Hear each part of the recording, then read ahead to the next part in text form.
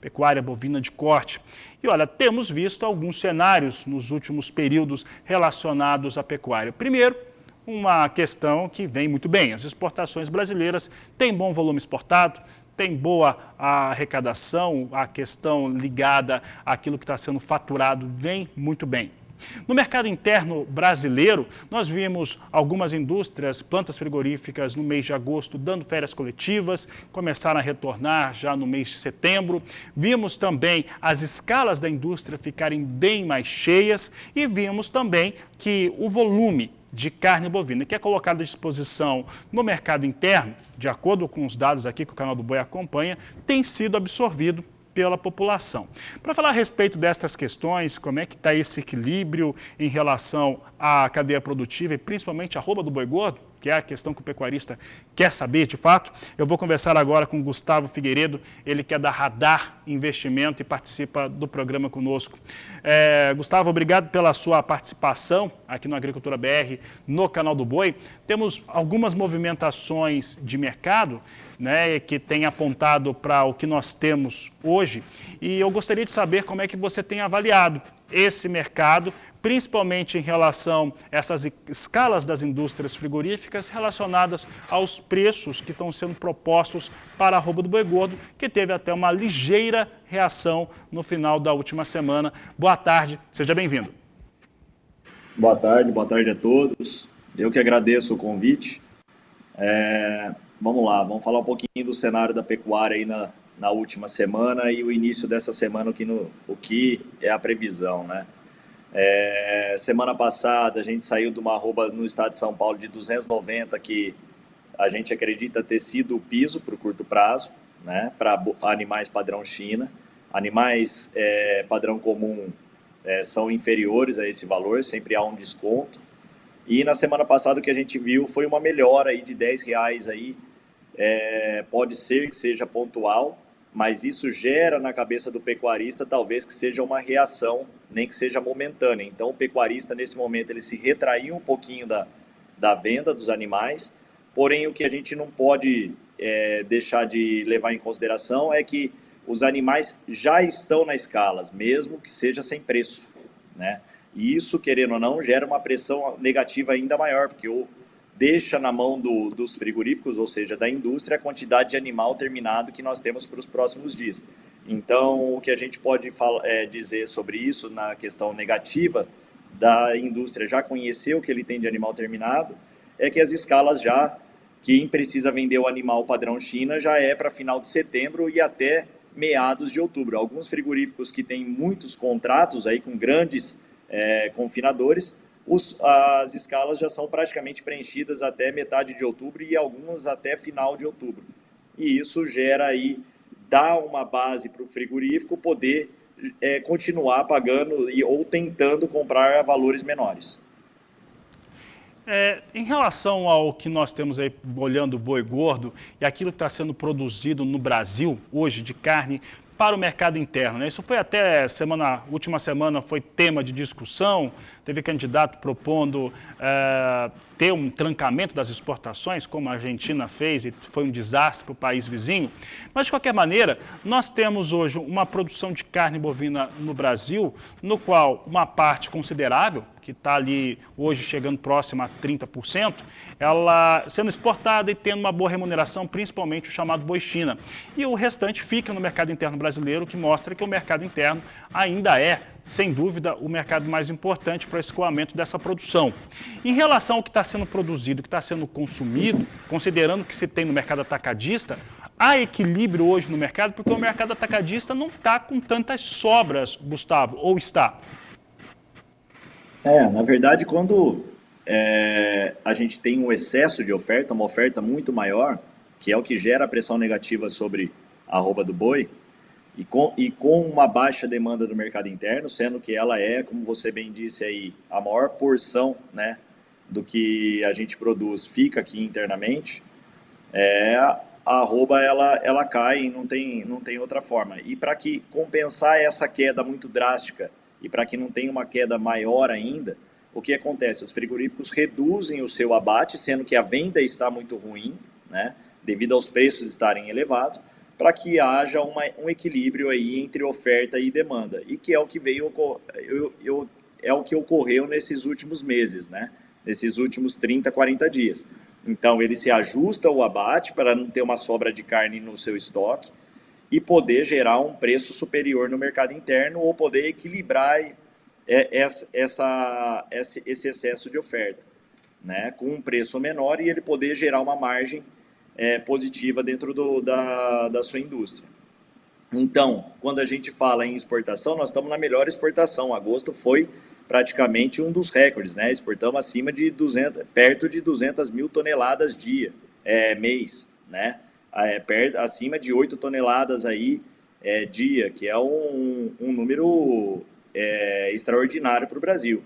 E quando a gente fala em ter um trancamento de exportação, isso aí é impensável que isso não ocorre, porque tudo que é regulamentado há uma pressão superior lá na frente, né? Há um desequilíbrio muito ruim. Então, isso aí é impensável que a gente tranque uma exportação para beneficiar o mercado interno, sendo que não há necessidade, ainda mais nesse momento que nós estamos com uma oferta superior à demanda, ou seja, o preço da carne está se regulando automaticamente com a oferta e equilíbrio do mercado aí sendo livre. Muito bem, Gustavo. E até do ponto de vista econômico, em médio tempo, nós vamos ter, inclusive, o efeito contrário. Vai encarecer, inclusive, essa produção e, consequentemente, isso seria repassado para esse consumidor interno. Gustavo, em torno do que nós podemos esperar agora para o chamado pico de entre-safra, ali outubro, novembro, é quando nós temos normalmente as melhores ofertas em relação aos preços pagos pela arroba e exatamente quando você tem uma menor quantidade de pecuaristas, de produtores com condições de entregar esses animais, né? Uma coisa é o preço tá mais alto e a outra é você ter o animal para conseguir vender naquele preço. Esse ano, especificamente, nós devemos ter uma oferta um pouco maior de animais vinda de confinamento, mas claro que a maior parte vem dos sistemas tradicionais. Isso pode trazer algum tipo de mudança em torno daquilo que a gente tem visto nos últimos anos, em torno da oferta de gado pronto para esse período de entre-safra? Na verdade, isso já vem ocorrendo, né? Nesse período mesmo que nós estamos, né? Já é um período de animais já terminados no confinamento. A supervalorização da arroba que houve, não só da arroba, mas de todos os produtos que a gente viu aí em relação à inflação, à precificação e reequilíbrio de preços acima dos patamares anteriores, elas geram uma produção maior no primeiro momento, que foi o que ocorreu. Esses preços elevados geraram, nesse momento que nós estamos aí, uma superprodução, que é o que está ocorrendo. Houve uma mudança também entre os animais confinados, né, de aumento aí de genética e também de tecnologia. Nós estamos produzindo uma carcaça muito maior em menos tempo, né, ou seja, o mesmo boi que a gente tinha uma média de 18 arrobas, 17 arrobas aí produzido, animal terminado, hoje a gente passa de 20 arrobas em menos tempo, que antigamente era 3, 4 anos, hoje a gente abate em 2 a 3 anos, né? Então a gente tem, se a gente abater o mesmo número de animal que abatia antes, a gente tem uma produção maior de carne, isso aí já gera uma oferta maior no mercado, que reequilibra tudo isso aí. Nós temos também, nesse momento, um número maior de confinamentos gigantes, vamos falar assim, que são confinamentos de 20 a 40 mil cabeças, que antigamente era pulverizado entre vários produtores, né? Isso gera uma pressão mais negativa nesse momento, porque esses grandes confinadores, eles precisam escalar os seus animais de forma antecipada, né? E eles usam muito a trava em relação ao mercado futuro, mercado contratual, coisa que os pequenos produtores não usavam e não têm o mesmo poder de negociação que um grande confinador tem. Então, essa mudança de mão do animal terminado mudou nos últimos anos e já é uma mudança de cenário, e é por isso que a gente está nesse momento onde o animal é confinado e mesmo assim a gente está tendo uma super oferta, coisa que antes não ocorria, né? Ainda mais porque faltava o animal a pasto, que é uma grande parte do mercado. E outra coisa que está gerando ainda, mas vai gerar ainda mais lá na frente uma pressão negativa, é que é a questão da diminuição do preço da reposição. Então, isso aí vai ocorrer, eu acredito, em ciclo pecuário, então eu acho que vai ocorrer um abate maior de fêmea no longo prazo, né, e que gera uma pressão que é uma competição com o boi terminado, pois a fêmea ela sofre um deságio sobre o valor da arroba do boi, e o que fica no mercado interno, que é a vaca, isso aí você compra com um preço inferior ao que comprava anos anteriores, sendo que o abate de fêmea vem aumentando desse ano para os anos anteriores devido a essa redução do valor da reposição.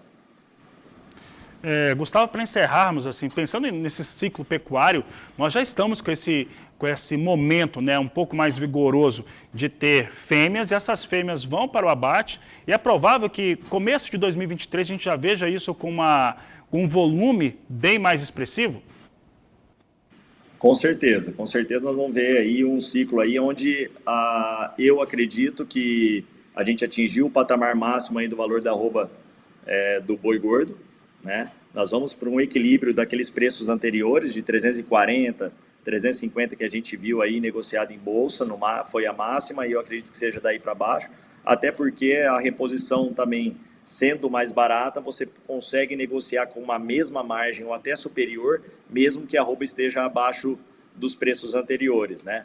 E com custos menores de produção aí, se a gente mantiver os valores aí com essa super safra que a gente teve aí de grãos. Isso aí vai ajudar muito. E analisando no curto prazo, o cenário para uma alta expressiva de curtíssimo prazo, eu também, por enquanto, eu descarto devido a essa tranquilidade de escala que os frigoríficos ainda estão tendo e podem vislumbrar aí para os próximos 2, 3 semanas ainda de boi gordo na escala. Ou seja, até que haja uma nova alta, a escala ainda ela tem que encurtar um pouco mais do que dos valores atuais, dos números atuais de escala que nós temos hoje em dia, né? Para gerar uma pressão compradora dentro da indústria vindo para o pecuarista e não do pecuarista, que é o cenário de hoje, indo para a indústria, porque o pecuarista, a hora que ele vai abater um animal confinado, que é o cenário que nós temos hoje, que já é de entre safra, né?